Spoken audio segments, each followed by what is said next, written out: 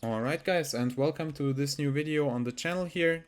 Today's video is going to be a little bit different from my usual videos because usually I do like clearing guides, task guides and guides in general. In this video I'm going to talk about the game itself.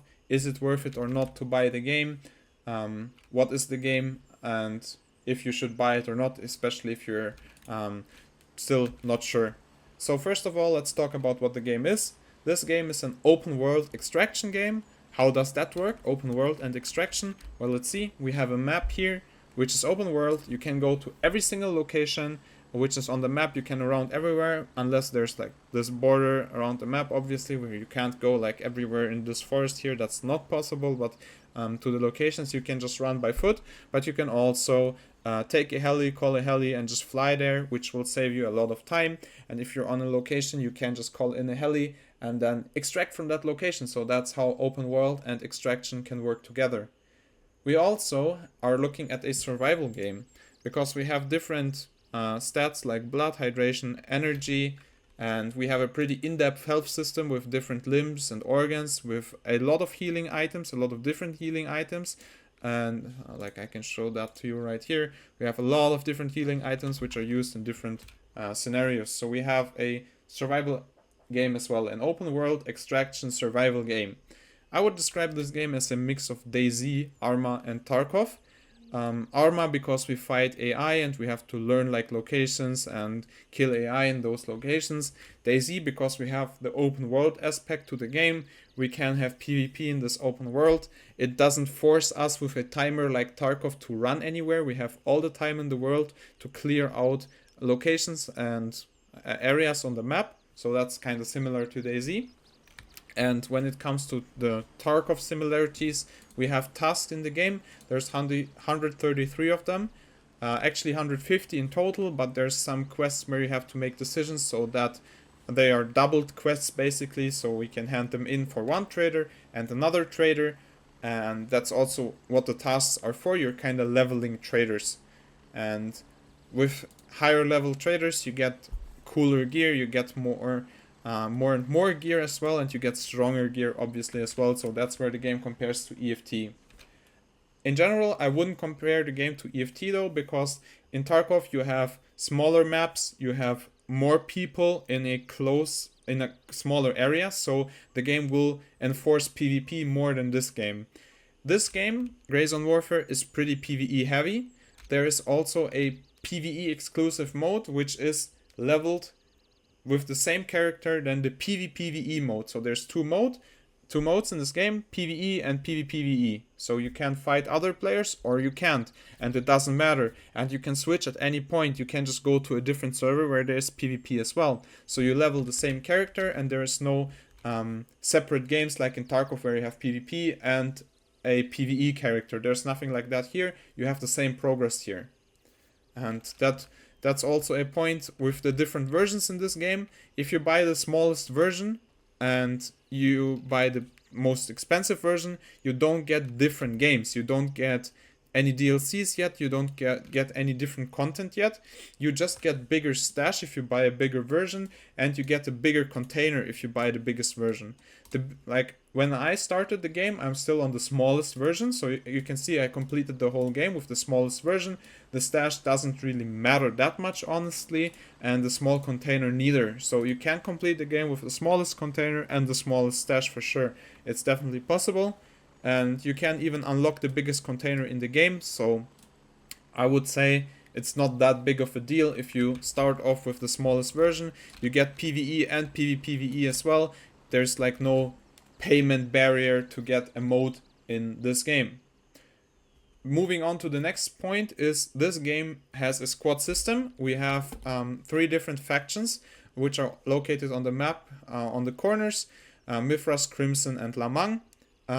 Your faction is your teammates, so you have all these blue dots moving around the map, like right here, right here. Those are mates from my faction, and if I would be in a squad we would have green dots as well, which would be my squad mates. So in PvE we can't kill any other players, we can't kill opposing factions, we can't friendly fire teammates, but in the PvP mode you can team kill and you can kill other players. So that's a pretty different system from Tarkov as well. just for you to know that as well. The game is also really fun to play in the squad because there's pretty hard locations. There's 3 pretty hard locations on the map, which are Tiger Bay, Midnight Sapphire, and Fort Narod. They have military AI, and approaching these locations as a solo is pretty hard, but it's definitely doable. So if you're playing a solo, you can do it. It's definitely possible, but it will be a lot easier in a squad, and it will also be more fun with a squad, and you can just find teammates that you can play the game with as well. Alright, moving on to the next part, which is going to be some cons about the game. I just want to give you a quick insight on what is not good in the game, and I'm going to give you insight what is really good in the game. I have 170 hours in the game right now. I completed everything, so I have a pretty good idea what I'm talking about already. And yeah. The first part is, if you look at the top right corner of my screen, you can see this green number, which is my FPS. And they're not really high. I have an i7 8700K and an RTX 3070, so I don't have like a crazy NASA PC or anything, but I still don't think my PC is necessarily bad. And the performance isn't good in this game, as you can see, like 50 FPS is not that great. And people with the best PCs are struggling as well. You can improve your performance by doing a lot of settings and stuff like that. That will improve your performance, but it won't do any crazy miracles with like 200 FPS in this game. So we're still waiting for the devs to optimize the game. And if you want to have like good performance, you will have to turn your graphics down a lot, which will result in a blurry screen, and the game will look ugly, even though it can look pretty clean. Like if I look at this right here with my graphic settings right now, it doesn't look that bad, but if I would go to PvP, my game would be really blurry and not look as good. Which brings me to the next point as well, which are bugs. Because there's a lot of bugs in the game. A lot of them are game breaking, like for example AI spawns in walls, and sometimes after you are dead you can't loot your dead body even if you reach it, which will result in you losing your kids. And that's pretty annoying, and it can get really frustrating, especially when playing a solo. So yeah, there's a lot of frustrating bugs, and if you're not ready for that, you should probably skip on the game. Another part is the downtime in the game. In Tarkov we have to wait in the loading screen a lot. In this game you have to wait in base or on the LZs, on the landing zones, a lot for helis, because you have to call in the helis. There's only 4 helis per squad, so there's a limited number, and if those helis are taken, we have to wait for the helis to despawn. As we can see right now, this heli is flying out of the map, so there's going to be a point where this heli despawns, and only after there's 3 helis left, we can call in another one. Also, the helis have to traverse the map. As you can see, this heli is flying to India too, but if we are flying across the map, that will take some time. And while we have like 3 or 5 minutes of a pretty cinematic flight, that cinematic flight can get pretty annoying or boring after seeing it for 10 times. So yeah, there's a lot of downtime in this game. And if you're stuck on an LZ across the map and you're looted already and you want to get back to base, you sometimes have to wait for a very long time first to get a heli, because you have to spam the call transport button sometimes if all the helis are taken. Or if you get the heli, you still have to wait for the heli to fly across the whole map to you, and then you have to fly back, resulting in like 10 minutes plus of downtime sometimes, which is pretty annoying if you play a solo, for example. Another thing that is pretty time intense in this game is the key grind. There's some quests that, like for example this task right here that I still haven't done, requires you to farm keys. Keys in this game don't have set spawn locations, like there's some, but like the quest keys are, all of them spawn on AI. Means you have to kill a lot of enemy AI to farm keys. And that's RNG, you might get the key or you might not get the key. There's keys that took me like 10 hours to just farm the key, like for example the sawmill office storage key, that took me a lot to farm, and it's required for a quest as well, so that's pretty annoying. And if you're not ready for tedious grind, then that's a big problem in this game. There is ways to get the keys if there's like trading discords and stuff like that, but there's no option to buy them from traders or anything like that, so the game doesn't support that yet. The game itself is not ready yet. We only have 30% of the content in the game as of right now. The devs themselves stated that this is a pre-alpha version of the game. They just wanted us to be able to try out the game and just play the game for now. and we're still missing out on 70% of the content, which is pretty visible because if we go to traders, we have not that much gear. I mean, these different colors on the helmets are kind of cool, but necessarily there's only like 3 different helmets that I can buy from this trader, for example. The guns as well, we only have 2 5.56 weapons and only 1 DMR as of right now, so we don't have many guns and we don't have that much gear as of right now. So yeah, there's a lot of content still missing. We're, like, this game, I said it before, is pretty PvE heavy, and the PvE in this game can suck sometimes because the AI is pretty aimbotty. So if we look at this bush right here, for example, and if there's AI behind that bush, the AI could just kill you without you even being able to see them. Sometimes AI will stand in bushes like these and they're pretty thick so you can't see them, and they will spot you randomly and they will just one-shot you. So the AI is pretty aimbotty even on further ranges, and that can be frustrating as well. The AI is pretty hard in this game, they're no joke, and sometimes you just get bullshit deaths and you can't do anything about it because the AI is just very strong. And that's can be seen as negative part. I just wanted to mention it here already because I personally think more of challenging AI in this game. Like, yes, you will die to some bullshit deaths, some deaths you can't do anything about it, that definitely needs to change, but in general the AI in this game is pretty challenging. There's like 3 pretty good locations: Fort Narod, Midnight Sapphire and Tiger Bay. These locations have military AI, they're pretty heavily geared and they can kill you pretty fast. But if you learn the locations, if you learn the layout of the locations, if you learn the spawn of the AI and all that, and paths how to get through the locations, the AI is just challenging and you just learn how to overcome a challenge. So I think it's pretty cool that you have that learning curve in the game and you can learn about the AI. So I personally think that's a pretty good pro part about the game, like a pretty positive part, that you can learn a lot. There's also a ton of quests in the game right now. As I said already, there's 133 quests right now, and there will be more in the future. So that's also really cool. I completed all of them besides one, as I said. And for these quests, you have to go to different locations, you have to kill AI, mark stuff, and that's pretty much it. So the quests don't have that much variety yet. We can expect more in the future, but as of right now, it's mostly go to this part, mark something or touch something, get an item and get back. So the quests can get annoying and repetitive over time, but I think more or less about the quests, they lead you to locations and they want you to learn the location. For example, like Tiger Bay, go to a house, get an item and go back. That requires you to learn how the location is played. So there's a lot of cool locations on the map. As you can see, we have like all these LZs which are around different locations and you have to learn them, and I personally think that's really cool. I like a lot of the locations besides, for example, Tiger Bay, and that's only because of the low frames and the overpowered AI, and there's like too much AI. But in general,